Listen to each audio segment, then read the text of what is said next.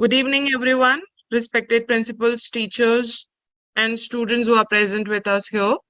As usual, I say that हम हिंदी में ही बात करेंगे ताकि आप सब लोग समझ पाएं और हम लोग बेटर कनेक्ट कर पाएं एक दूसरे के साथ। आज हम लोग आपके साथ आए हैं 10th वेबिनार लेके मिस्टर विनोद अग्रवाल सर के साथ। Thank you so much sir for coming with us. आप सब लोगों के लिए ये काफी अच्छी अपॉर्चुनिटी है क्योंकि सर जो है वो चेयरमैन है गुजरात स्टेट काउंसिल के। वो मैनेजिंग डायरेक्टर भी हैं अरुणिया ऑर्गेनिक्स प्राइवेट लिमिटेड के। उसके अलावा सर का काफी वाइड एक्सपीरियंस है 12 साल का इंटरनेशनल ट्रेड में। और इसी तरह अगर सर के अचीवमेंट्स की बातें अगर हम अभी करते रहेंगे तो सर के अचीवमेंट्स की बातें ही करते रह जाएंगे इस सेशन में। आप लोग सब जने इस सेशन का फायदा उठाइए अच्छे से और यूटिलाइज करिए इस टाइम को। अपने सवाल पूछिए सर के साथ। सर अभी बात करेंगे एंटरप्रेन्योरशिप और नेशन बिल्डिंग के ऊपर, ताकि हम लोगों को ये चीज पता पड़े कि आने वाले टाइम में हम कैसे एम्प्लॉयमेंट जनरेट करेंगे। यूजुअली मैं हर बार ये बात करती हूँ जब आने वाले 10 सालों के अंदर हमको एटलीस्ट 90 मिलियन, तो इसलिए हम जॉब्स पे डिपेंड नहीं कर सकते हैं, हमको जॉब्स क्रिएट करनी पड़ेगी। तो इनोवेटर्स जो होते हैं वो जॉब क्रिएटर्स होते हैं। इसीलिए आज हम सर को लाए हैं आपको मोटिवेट करने के लिए और आपको एक मार्गदर्शन दिखाने के लिए, जिससे आप जो ये अपने आइडियाज को थोड़ा सा आगे लेके जाएंगे और उसको इम्प्लीमेंट करने की कोशिश करेंगे। Over to you sir. Thank you for coming. Thank you for introducing me, and thank you Nagarajan ji, Collector Mehsana, for arranging this kind of webinars from time to time. क्योंकि जो आपने ये मुहिम उठाई है ये बहुत जरूरी है देश में, क्योंकि जैसे आपने कहा कि आने वाले सालों में हमें एम्प्लॉयमेंट जनरेटर्स की जरूरत है, ना कि एम्प्लॉयज की, क्योंकि एम्प्लॉयज भी चाहिए, बट साथ में साथ मैं मानता हूं कि सरकार का काम नहीं है एम्प्लॉयमेंट देना, वो प्राइवेट सेक्टर का काम है, बिजनेसमैन का काम है उसको देना, और हमें ज्यादा से ज्यादा एम्प्लॉय जनरेटर्स की जरूरत है आने वाले समय। तो मैं आज जब मेरे को बोला गया कि भाई आपको किस बारे में बात करना है, और जो ऑडियंस है मैं देख रहा हूँ कि सारे स्कूल से लेके कॉलेज से लेके स्टूडेंट्स हैं, और ऑनलाइन भी है, लाइव स्ट्रीमिंग भी हो रही है, प्रिंसिपल्स भी है, कॉलेज के स्टूडेंट्स है, टीचर्स है। तो हमें अपने बच्चों को, अपने जो यंग माइंड्स है उनको एक ही चीज सिखानी है कि हमें ज्यादा से ज्यादा कैसे आगे जाके एम्प्लॉयमेंट जनरेट करना है। इसीलिए मैंने ये एक टॉपिक चूज किया था कि एंटरप्रेन्योरशिप फॉर नेशन बिल्डिंग। आज एक मिथ है सोसाइटी में कि एंटरप्रेन्योरशिप मतलब एक बिजनेसमैन मतलब सिर्फ प्रॉफिट जनरेशन के लिए है, खुद के मौज मस्ती के लिए वो पैसे कमाता है। ऐसी बात नहीं है। आने वाले समय में, और आपने देखा है कि आजादी के 75 साल से भी पहले आज जितना भी देश में नेशन बिल्डिंग का काम हुआ है, छोटी से छोटी चीज भी है, वो भी एक बिजनेसमैन ने ही खड़ा किया है। अब अगर अब उदाहरण के तौर पे मैं अगर बात करूं तो टाटास की बात करें अपने कि अंबानी, साराभाई की बात करें, लालभाई की बात करें, तो आज बड़े जितने भी इंस्टीट्यूट्स क्रिएट किए गए, चाहे IIM हो, इसरो हो, या कोई भी हो देश के लिए, तो ये एक विजनरी उद्यमिता वाले जितने भी लोग थे, एंटरप्रेन्योर्स थे, उन्होंने क्रिएट किया था। आज अगर अपने मॉडर्न टाइम्स की बात करें तो एक कोविड वैक्सीन, आज जब पूरी दुनिया झुझुम रही थी एक वैक्सीन लेने के लिए, तब भारत के ही उद्योगपतियों ने आगे आके मिनिमम प्रॉफिट पे देश की बचाने के लिए उन्होंने आगे आए और उन्होंने अपना कंट्रीब्यूशन दिया, ताकि हम 140 करोड़ लोगों को प्लस 125 देशों में हम कोविड की वैक्सीन दे पाए। तो ये एक जो मिथ था उसको क्लियर करने के लिए है। साथ में अगर उसी तरह का मैं बात करूं तो IT रेवोल्यूशन की, आज से पहले हमको हिंदुस्तान को एक स्नेक चार्मर का देश कहा जाता था, वहां से लेके आज हम एक माउस चार्मर की तरफ बढ़े हैं। आज यही IT रेवोल्यूशन की देन है, TCS, इंफोसिस वगैरह की, कि आज हम लोग इतनी फास्ट अपना यंग जनरेशन को आगे बढ़ा पाए हैं, अपनी इकोनॉमी को आगे बढ़ा पाए हैं। आज अगर आप सिलिकॉन वैली, सैन फ्रांसिस्को वगैरह की बात करेंगे तो हर दूसरा वहाँ का एम्प्लॉय हिंदुस्तानी है, वहाँ का अपना जो यूथ है वहाँ पे जाके अपने झंडे गाड़ रहा है, आज आगे बढ़ रहा है। अगर मैं मेरा टॉपिक पे अगर आगे आता हूँ, आप लोग को अगर कोई भी क्वेश्चन है तो प्लीज चैट बॉक्स में डालिएगा ताकि मैं बीच में भी जवाब दे सकूं। आज अगर किसी भी देश की बात करें तो सरकार, गवर्नमेंट, सिविल सोसाइटी और बिजनेस, ये तीन पिलर के ऊपर पूरा नेशन बिल्डिंग प्रोसेस खड़ा हुआ है। सरकार आज अपना अपना काम कर रही है। जैसे कि सरकार का काम होता है एक इनेबलर का, जैसे कि आज कलेक्टर साहब ने ये इस तरह का वेबिनार बनाया, एक इनेबलर का काम किया है। ऑडियंस में सोशल सिविल सोसाइटी है और बिजनेस का काम है, बिजनेस या ऑर्गेनाइजेशन का काम है, कॉर्पोरेट का काम है किस तरह से प्रॉफिट के साथ साथ वापस सिविल सोसाइटी को दिया जाए। वो जो बैलेंस बनाने का, चलने का काम है, वो आज के टाइम में बहुत बहुत जरूरी है।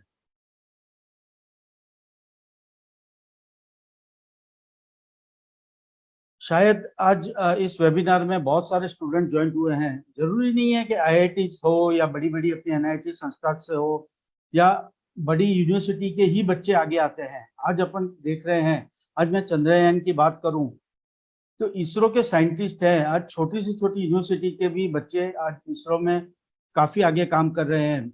जैसे कि डीडीआईटी नडियाद के तीन बच्चों ने, तीन मतलब साइंटिस्ट जो इसरो के चंद्रयान में बहुत बड़ा कंट्रीब्यूशन दिया था। उसी तरह अगर आप बिजनेस की बात करें तो चंद्रयान के छोटे से छोटे पार्ट भी एक एमएसएमई या स्मॉल इंडस्ट्रीज ने बनाए हैं।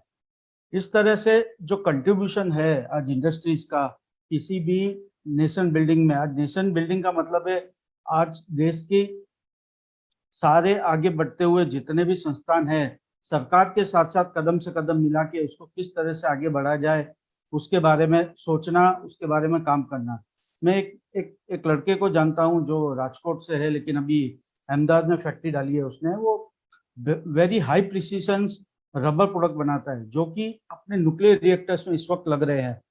यही प्रोडक्ट पहले साउथ कोरिया से आते थे जिसकी कीमत कम से कम 1000 गुना थी। आज वो अपना नॉमिनल प्रॉफिट मार्जिन रखते हुए, देश की सेवा करते हुए आज सारे न्यूक्लियर रिएक्टर्स में वो रबर प्रोडक्ट्स बेच रहा है। वो चाहता तो ये प्रोडक्ट्स की पेटेंट्स को बेच के काफी करोड़ों कमा सकता था, लेकिन नहीं, उसने आज ये सोचा कि देश के काम आना है, देश की जो इनोवेशन हुआ है वो देश को वापस देना है। मेरा दूसरा पॉइंट है कि आज हम as a industry, as a entrepreneurs कैसे सरकार के साथ मिलकर काम कर सकते हैं। सबसे बड़ा और इम्पोर्टेंट बात जो एक जियोपॉलिटिकल सिचुएशन जो रशिया यूक्रेन वॉर ने जनरेट की है वो है फूड सिक्योरिटी। आज पूरी दुनिया जहां खाने के लिए तरस रही है, गेहूं चावल मिल नहीं रहे, वहां देश 80 करोड़ लोगों को हिंदुस्तान फ्री में मुफ्त में राशन दे पा रहा है। क्यों? क्योंकि आज सरकार, फार्मर और इंडस्ट्रीज ने मिलकर जिस तरह से एक इकोसिस्टम तैयार किया है। क्योंकि आज आप बात करते हैं अपन इनोवेशन की, तो आज देश नैनो टेक्नोलॉजी यूज करके नैनो यूरिया बना रहा है। इंडस्ट्री उसको पैदा करेगी, उसको आगे बढ़ाएगी, स्केल करेगी, उसकी पैकेजिंग करेगी और एक किस तरह से लॉजिस्टिक चेन प्रॉपर पूरा करके आज छोटे छोटे खेडूत तक पहुंचाने का ट्राई करती है। उसी तरह आप अगर हम बात करें तो स्टोरेज की, क्योंकि आज बहुत सारा पहले आप लोग सुनते थे कि काफी अपने यहाँ के वेस्टेज होते थे, लेकिन जिस तरह से कोल्ड स्टोरेज और कोल्ड चेन की उपलब्धता बढ़ी है, जिस तरह से नई नई इंडस्ट्रीज आई है, उस तरह से उनका स्टोरेज होके प्रॉपर वितरण हुआ है, प्रॉपर चैनलाइज हुआ है। तो उस तरह से हम लोग एक फूड सिक्योरिटी के ऊपर आगे बढ़ रहे हैं। और साथ साथ में मिलेट का जो यूज बढ़ा है देश में, और सरकार ने जिस तरह से उसको प्रमोट किया है, क्योंकि मिलेट इज एक ऐसा फूड है, एक ऐसा सुपर फूड है जिसमें कम से कम पानी का यूज होके मैक्सिमम आउटपुट मिल सकता है। हम लोग जब देश विदेश में जाते हैं तब यही बात होती है कि किस तरह से देश आज इंडिया आगे बढ़ रहा है, किस तरह से हम लोग एक्सपोर्ट्स की बात कर रहे हैं, फूड प्रोसेसिंग की बात कर रहे हैं।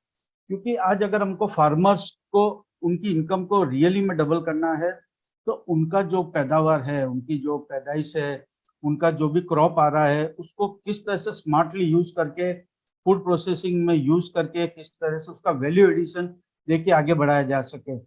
मैं आपको एक एग्जांपल दूं छोटा सा कि महाराष्ट्र में जहाँ पे अंगूर की खेती होती है, जो यूज होता है आगे वाइन वगैरह बनाने में, तो आप देखोगे कि अंगूर के क्रीपर्स जो होते हैं काफी हाइट पे होते हैं, तो नीचे की जो लैंड होती है वो बच जाती है, क्योंकि नीचे लैंड में वो कुछ भी उगता नहीं है। तो उन्होंने क्या किया, वहां पे उन्होंने फ्लावर्स की खेती स्टार्ट की, जो अपने बोलते हैं ना ये गलगोटा, जो येलो कलर का फ्लावर आता है, उसकी खेती की। तो उन्होंने डबल खेती एक ही लैंड में यूज की, और वो फ्लावर को उन्होंने फिर उसमें से एक्सट्रैक्ट करके फूड डाइस बनाई, कलर यूज किया, जो कि अपने मिठाई वगैरह में यूज होता है।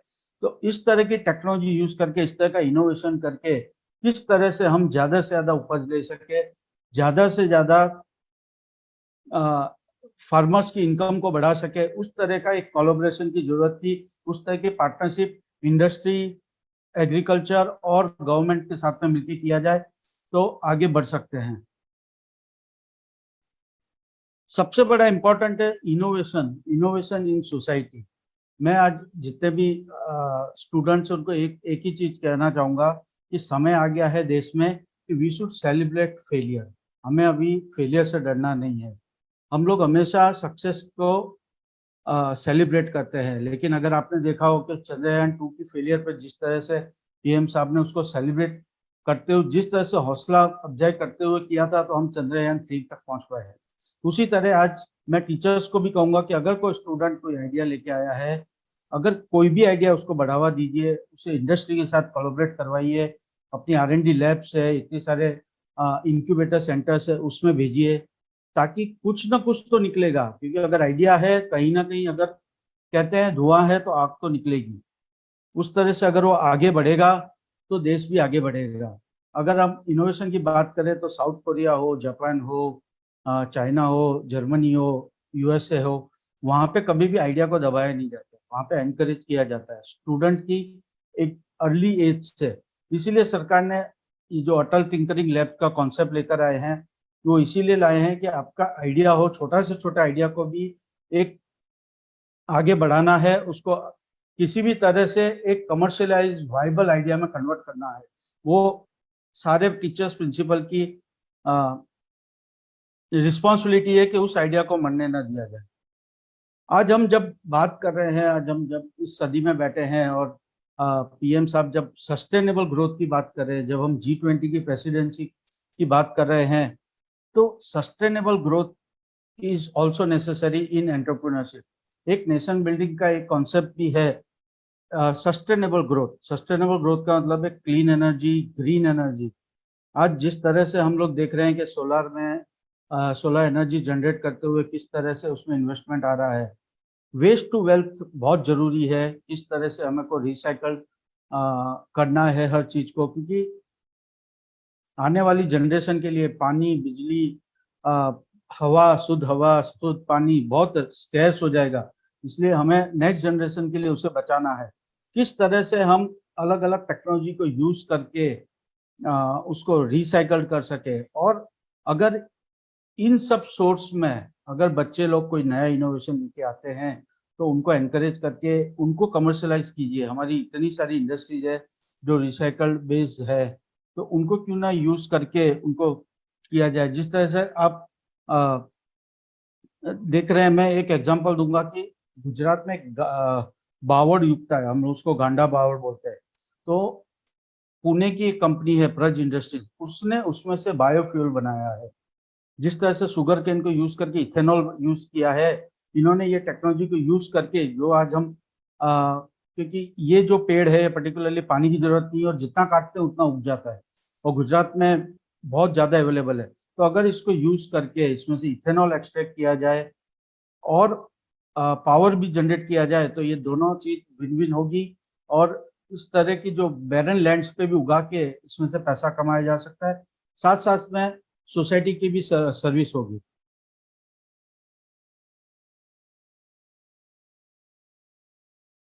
अगर हम एक चीज देखें कि आज हम सबसे बेस्ट टाइम में हैं, और पर्टिकुलरली जो यंग जनरेशन है हमारी, इस वक्त सबसे लकीस्ट है, क्योंकि इस वक्त एंटरप्रेन्योर होना इंडिया के अंदर, बोल सकते हैं कि आप लकी हो। It is very lucky to be entrepreneur in today's time. मैं इसके ऊपर थोड़े पॉइंट्स देना चाहूंगा क्यों हम लकी हैं, इस समय, क्योंकि इस समय सबसे प्रोएक्टिव गवर्नमेंट है। अगर हम आजादी के बाद देखेंगे 75 साल में, तो इस वक्त की जो सरकार है सबसे प्रोएक्टिव है, डिसिसिव लीडरशिप है। मतलब कोई भी डिसीजन लेने के लिए उनको टाइम नहीं लग रहा है। वो चाहे किसी भी तरीके से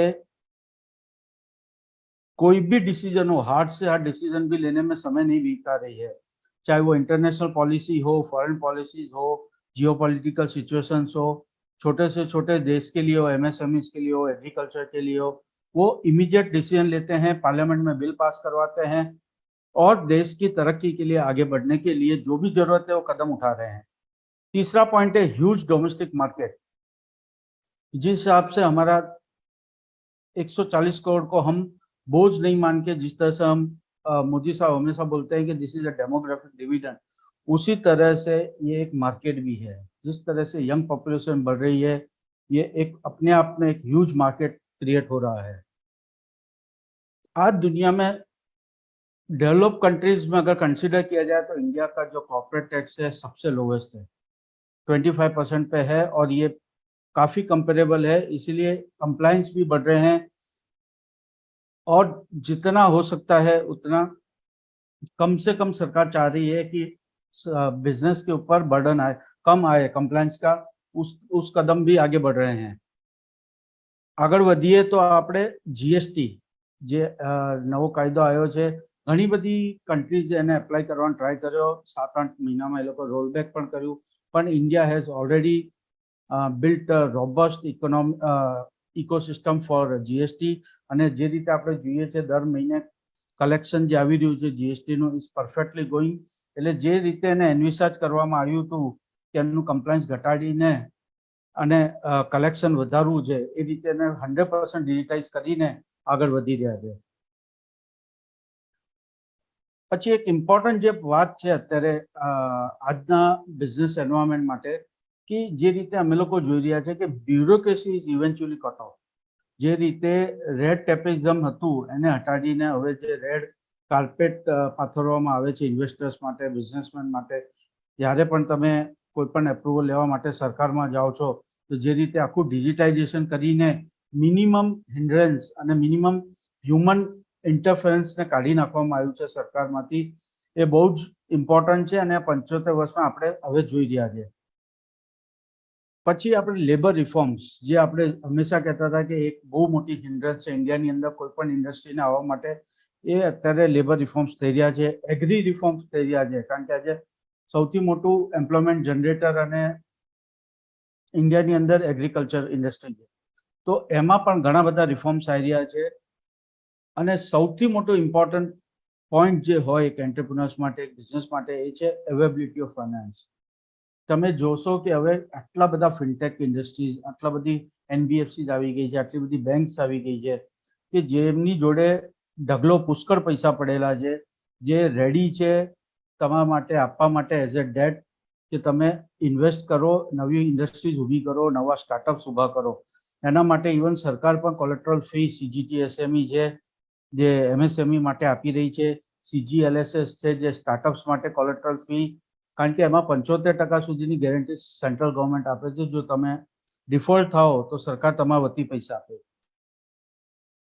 એના સિવાય તમે હવે જોશો કે આજની તારીખમાં હિન્દુસ્તાનના જેટલા HNIs છે, કે જે ફેમિલી ઓફિસ છે, કે મોટા મોટા ઉદ્યોગપતિઓ છે, એમની જોડે જે પૈસા છે, એ લોકો, અમે લોકો જ્યારે વાત કરીએ સર્કલમાં, તમે એમ કહે છે કે ભાઈ આપણે માર્કેટમાં, ઇક્વિટી માર્કેટમાં કેમ પૈસા લગાવે, એના કરતાં તો કોઈ યંગસ્ટર, કોઈનું સ્ટાર્ટઅપ છે એમાં પૈસા કેમ ના લગાડીએ. કારણ કે એ જે યંગ માઇન્ડમાં, જે યંગ આઈડિયામાં પૈસા લગાડીશું તો એ એમને ખબર છે કે multiple fold, 100 times, 10,000 times, even ઘણી વખત તો એનું વેલ્યુએશન ઘણું ઊંચું જતું હોય છે. તો એના માટેના કલ્ચર એક ઊભું થયું છે દેશની અંદર. ઘણા બધા VC ફંડ્સ આવ્યા છે, એન્જલ ફંડ્સ આવ્યા છે. તો ઇન શોર્ટ મારે એટલું જ કહેવું છે કે ભાઈ આ જે સમય છે એ પરફેક્ટ સમય છે એન્ટરપ્રિન્યોરશિપ માટે, એક બિઝનેસ સ્ટાર્ટ કરવા માટે. ભલે પછી તમારી એજ 15 વર્ષની છે કે 20 વર્ષની છે કે 60 વર્ષની છે, એના માટે આ સૌથી ઉત્તમ ટાઈમ છે એન્ટરપ્રિન્યોરશિપ માટે, એક બિઝનેસ સ્ટાર્ટ કરવા માટે. અને ખાલી બિઝનેસ સ્ટાર્ટ કરીને પોતાના પ્રોફિટ માટે નથી, પણ એક જે સોસાયટીને તમે પાછું આપો છો, કારણ કે મિનિમમ તમે 2 થી લઈને 5,000 એમ્પ્લોઈઝને કામ આપો છો, રોજગારી આપો છો, એટલા બધા આપણા દેશના નાગરિકોને કામ આપો, એટલા બધા ઘર તમે ચલાવો છો. એક જે તમારી રિસ્પોન્સિબિલિટી જે સમાજ પ્રત્યેની એ તમે પૂરી કરો છો, એ બહુ જ ઇમ્પોર્ટન્ટ છે. આજની તારીખમાં હવે તમે જોશો કે જે રીતે પરચેસિંગ પાવર વધ્યું છે દેશનું, એ રીતે એક્સેપ્ટન્સ ઓફ ન્યૂ પ્રોડક્ટ્સ પણ ઘણા વધ્યા છે. આપણે પહેલા સપનામાં પણ નહોતું વિચાર્યું કે આપણા નવા જે પેકેજ ફૂડ છે કે 2 મિનિટમાં આપણે ઉપમા મળી જશે કે પોહા મળી જશે, એ ટાઈપના જે કોન્સેપ્ટ આવી રહ્યા છે, કોફી બ્લેન્ડ્સ આવી રહ્યા છે, તમે પેકેજ ફૂડ્સ આવી રહ્યા છે, રેડી ટુ ડ્રિંક વોટર. આપણે કોઈ જે વિચાર્યું નહોતું કે આપણને કોકોનટ વોટર તમને બોટલમાં મળશે, જ્યાં જોઈએ ત્યાં મળી જશે.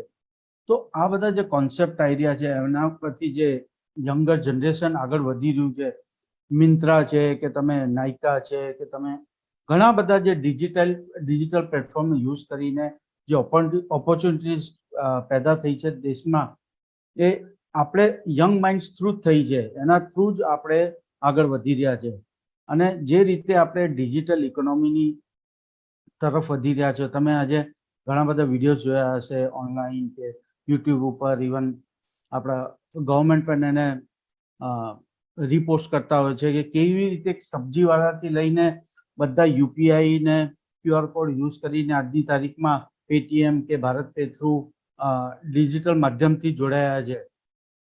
એટલે એક જમાનામાં જ્યારે સપનું હતું કે એક બેંક એકાઉન્ટ ખોલી નહોતા શકતા, ત્યારે આજે લોવેસ્ટ માણસ જે એકદમ કહેવાય ને કે નીચે તબક્કાનો માણસને પણ આજે એક બેન્કિંગ સેક્ટર થ્રુ જોઈન કરવામાં આવ્યા છે. તો એનો મતલબ એ થયો કે બેંકો પાસે પુષ્કળ પૈસા છે અને જે એ લોકોને રીફાઇનાન્સ કરીને આગળ ઇન્ડસ્ટ્રીઝને આપવું છે. તો એટલે એનો મતલબ એ થયું કે દેશની અંદર એક એન્વાયરમેન્ટ ક્રિએટ થયું છે કે આપણે જ્યારે એક એન્ટરપ્રિન્યોરશિપને એઝ એ ઉત્સવની જેમ મનાવી શકાય. આજે હવે એક બોજ નથી, એક બિઝનેસમેન જે છે એ કંધાથી કંધા મિલાઈને સરકારની જેમ આગળ વધી રહ્યું છે. આમ કહેવાય કે એને ટ્રસ્ટ મળ્યું છે સરકાર તરફથી. આમ જેમ પહેલા કહેવાતું હતું કે ભાઈ બિઝનેસમેન એટલે કોણ, કે ભાઈ પૈસા કમાઈને ભાગે, પોતાનું એસ આરામ જીવે, પણ ના, એ ખોટી ધારણા છે. એ આગળ એ પાછું સમાજને આપે છે, સમાજને આગળ વધારે છે. ઇવન ગાંધીજીએ એક જમાનામાં કીધું હતું કે businessman are trustees of society. એનો મતલબ એ થયું કે એક બિઝનેસમેન છે એ સોસાયટીને પાછું આપે છે. સોસાયટી કે નેશનને બિલ્ડ કરવા માટે બહુ જ જરૂરી પાસું છે.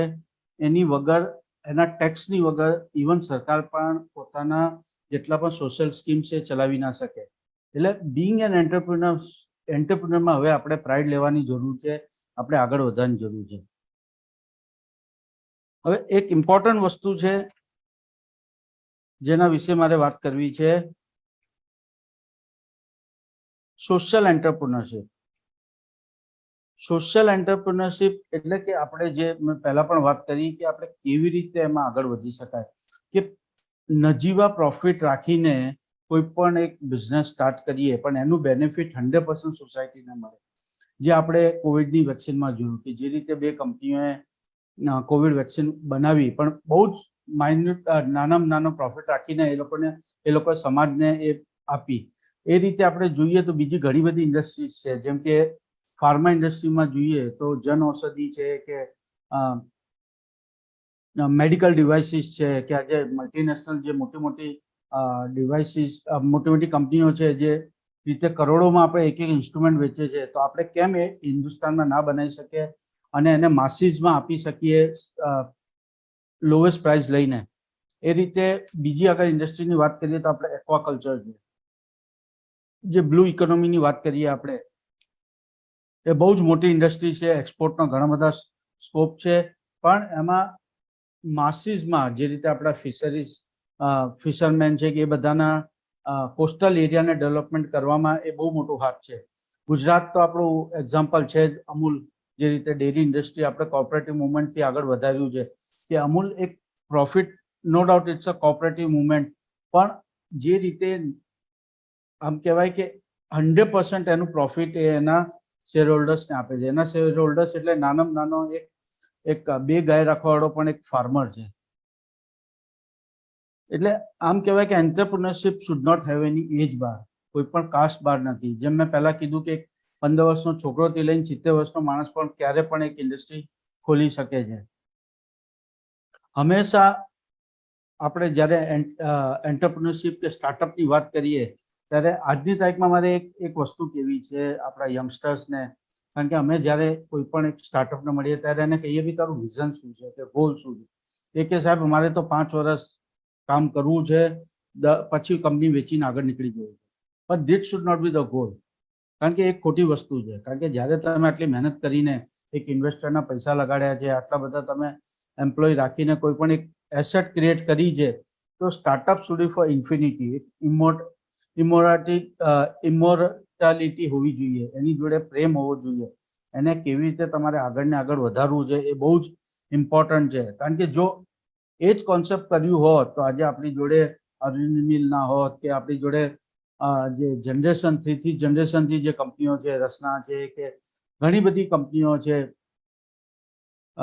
વાઘ બકરી ચા છે, કે ઘણી બધી ઇન્ડસ્ટ્રી છે ગુજરાતની અંદર, રિલાયન્સ છે કે અંબાની છે, કે બધા એ લોકો પણ જો આ જ કોન્સેપ્ટ વિચારીને વેચી નીકળી ગયા હોત તો આપણને આટલા કરોડો એમ્પ્લોઈઝ ને કામ કરતી એવી મોટી મોટી કંપનીઓ ના મળી હોત. એટલે હું હંમેશા કહું છું કે ભાઈ સ્ટાર્ટઅપ ને તમે જીવો, એને આગળ વધારો, તમે એને એઝ એ લેગસી લો, એને આગળ વધારતા જાઓ. તમે વેચીને આગળ નીકળી જવું એ માઇન્ડસેટ હવે માઇન્ડમાંથી કાઢી નાખવું જોઈએ. અને હંમેશા એક એન્ટરપ્રિન્યોર જે હોય છે એને માઇન્ડમાં નેશન ફર્સ્ટ રાખવો જોઈએ, કારણ કે દેશ વધશે તો આપણે આગળ વધીશું. આજે જ્યારે આપણે 5 ટ્રિલિયન ઇકોનોમીની વાત કરીએ છીએ તો આપણને આજથી 10 વર્ષ 15 વર્ષ પહેલા એવું લાગતું હતું કે આપણે 3 ટ્રિલિયન પણ નહીં પહોંચી શકીએ, પણ આજે જ્યારે 5 ટ્રિલિયનની વાત કરીએ છીએ ત્યારે એવું લાગે છે કે આપણે હવે બસ પહોંચી જ જઈશું. અને હું તો માનું છું, એટલું કોન્ફિડન્સ છે આજની ઇકોનોમીમાં કે આપણે 3rd પોઝિશન નહીં પણ first position can also B achieve. કેમ આપણે ચાઇના કે યુએસએ થી પણ આગળ ના વધી શકીએ? હું માનું ત્યાં સુધી જો આજના આજ રફતારથી અને આજના યંગસ્ટર આવી રીતે જ આની જોડે જોડાશે, આ જ મુહિમથી આગળ વધીશું, આ જ ગવર્મેન્ટની પોલિસી રહેશે, તો હું માનું કે નેક્સ્ટ જ્યારે અમૃતકાલ આવશે આપણું 2047માં, ત્યારે દુનિયાની નંબર 1 ઇકોનોમી હોઈશું આપણે. એમાં મને પૂરો વિશ્વાસ છે, કારણ કે જે રીતે આજની તારીખમાં આપણે આપણી યંગ પોપ્યુલેશન છે આગળ વધી રહી છે, આઈડિયાઝથી ધમધમી રહી છે, જ્યારે ફાઇનાન્સ અવેલેબલ છે, ગવર્મેન્ટની પોલિસીઝ અવેલેબલ છે, ત્યારે આપણને કોઈ પણ હિન્ડ્રન્સ રોકી નહીં શકે. જે રીતે તમે જો છો કે ઇન્ફ્રાસ્ટ્રક્ચર ઊભું થઈ રહ્યું છે આજની તારીખમાં, એ રીતે આપણે આગળ વધી રહ્યા છો. તો હું માનું ત્યાં સુધી દેશ બહુ જ સારા હાથોમાં છે, બહુ જ સારી પોઝિશન પર છે, અને આપણે મળીને આગળ વધીશું તો ચોક્કસ આપણે we will create nation of our dreams.